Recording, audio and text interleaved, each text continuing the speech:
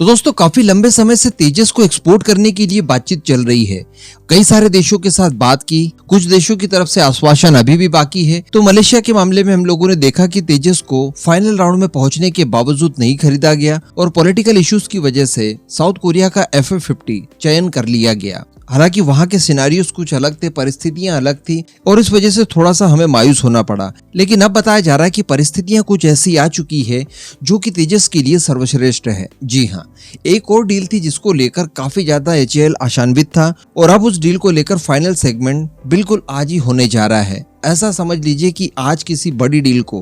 HAL द्वारा conduct किया जा सकता है। क्या हुआ है, पूरा मुद्दा क्या है, मैं आपको सब कुछ डिटेल में बताने जा रहा हूँ। आप बस वीडियो को एकदम एंड तक देखते हुए चैनल को सब्सक्राइब जरूर कर दीजिएगा। तो दोस्तों देखिए, लगभग 1 से 1.5 साल हो चुका है अर्जेंटीना की वायुसेना के लिए उन्हें कुछ लाइट वेट के फाइटर जेट चाहिए थे, जिसके लिए तेजस एक संभावित नाम था। इसको लेकर काफी लंबे समय से चर्चाएं चल रही है, लेकिन बीच में कुछ इश्यूज निकल कर आए, जिसमें सबसे बड़ा इशू हमारे लिए ये था कि चाइना ने बहुत ही ज्यादा लॉबिंग करते हुए अर्जेंटीना को लगभग अपने पाले में कर लिया और ऐसा लग रहा था कि अर्जेंटीना बिल्कुल किसी भी वक्त चाइना के JF-17 को फाइनलाइज कर लेगा। इवन अर्जेंटीना की एक high profile team China visit को भी गई थी। ये बात भी मैंने आपको वीडियो बनाकर उस समय बताई थी और कहा जा रहा था कि तेजस यहाँ से बाहर हो चुका है। अब इसके पीछे अगर कुछ मुख्यतः कारण देखें कि भला ऐसा क्यों हुआ और उस समय ऐसी खबरें क्यों निकल कर आई कि अर्जेंटीना के केस में तेजस का सिक्का नहीं चल सकता, तो इसमें सबसे बड़ा कारण बताया जा रहा था तेजस की इजेक्शन सीट। तेजस की इजेक्शन सीट जो कि हम लोग यूके में बनी हुई इस्तेमाल करते हैं और ये सबसे बड़ा कारण बताया जा रहा था।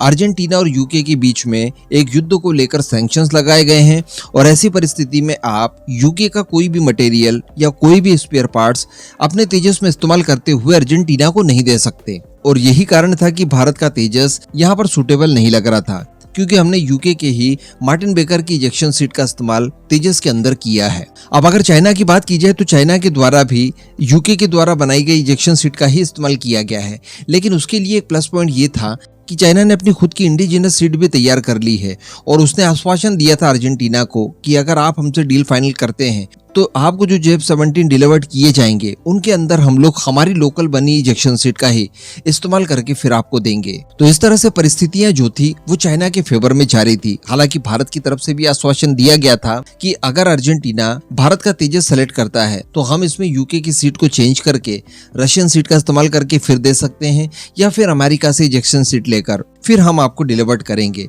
हालांकि इसके बाद काफी लंबे समय तक मामला शांत रहा और उसके बाद अब सडनली खबर निकल कर आ रही है कि अर्जेंटीना के डिफेंस मिनिस्टर स्वयं भारत आ रहे हैं और आज ही के दिन दरअसल वो भारत पहुंचेंगे और जहां पर वो अपने काउंटर पार्ट हमारे डिफेंस मिनिस्टर राजनाथ सिंह जी के साथ बातचीत करेंगे। इससे पहले मैं आपको बता दूं कि HAL की भी एक बड़ी टीम अर्जेंटीना गई थी और वहां पर उन्हें सारा कुछ तेजस मार्क 1A को लेकर ब्रीफ किया गया। इसके अलावा फरवरी 2023 में ही जो पेरिस के अंदर एयर शो हुआ था वहां पर भी तेजस ने पार्टिसिपेट किया था और वहां पर भी अर्जेंटीना को प्रभावित करने की कोशिश की गई थी। अब इसी संबंध में खबर निकल कर ये आ रही है कि संभवतः अर्जेंटीना और भारत के बीच में 15 LCA तेजस मार्क 1A के लिए डील हो सकती है और इस डील का साइज होने वाला है 8,600 करोड़ रुपए। जी हाँ, यानी अर्जेंटीना को हम लोग 15 तेजस मार्क 1A सेल करने जा रहे हैं। इस तरह की खबरें निकल कर आ रही है और संभवतः इस डील को आज ही फाइनल कर लिया जाएगा, क्योंकि आज ही डिफेंस मिनिस्टर जो अर्जेंटीना के डिफेंस मिनिस्टर हैं वो भारत के विजिट पर पहुंच रहे हैं।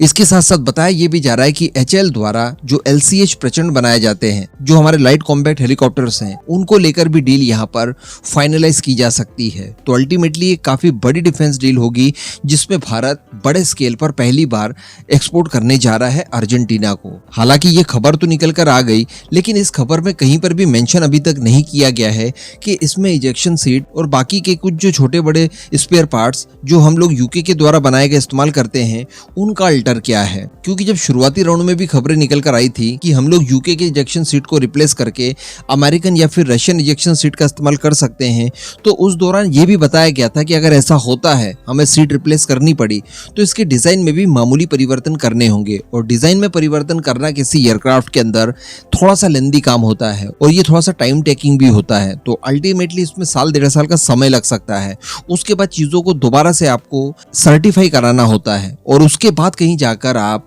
अपने एयरक्राफ्ट को इस लायक बना सकते हैं कि उसका इस्तेमाल खुद की वायुसेना में कर लें या फिर किसी को एक्सपोर्ट करके उसकी वायुसेना के इस्तेमाल के लिए आप उसे तैयार कर दें। तो खैर इन चीजों के ऊपर क्लैरिटी अभी तक बाकी है कि किस तरह से सामंजस्य दोनों देशों के बीच में बैठा है, लेकिन ये जरूर बताया जा रहा है और काफी कॉन्फिडेंटली बताया जा रहा है कि अर्जेंटीना के साथ 15 की संख्या में तेजस मार्क 1A को लेकर डील संभव हो सकती है, जिसकी साइज 8,600 करोड़ रुपए रखी गई है। हालांकि हम तो यही चाहेंगे कि तमाम बाधाओं के बाद भी ये डील कंप्लीट हो और फाइनली तेजस का पहला एक्सपोर्ट ऑर्डर हमें प्राप्त हो, क्योंकि अगर ऐसा होता है तो ये हमारे फ्यूचर के लिए, एचएएल के फ्यूचर के लिए बहुत बड़ी चीज होगी। हालांकि पिछले कुछ समय में अगर एचएएल की भी गतिविधियां देखी जाए तो एचएएल भी अपने आप को अपग्रेड करने के लिए बहुत सारी तैयारियां कर रहा है, प्रोडक्शन लाइन भी बढ़ा दी गई, तो इंडिकेशन तो साफ दिखाई दे रहे हैं। लेकिन बाकी सारी चीजें आज शाम तक शायद क्लियर हो सकती है। इस पूरे मुद्दे पर आप आपका जो भी मानना हो नीचे कमेंट करके जरूर बताइएगा।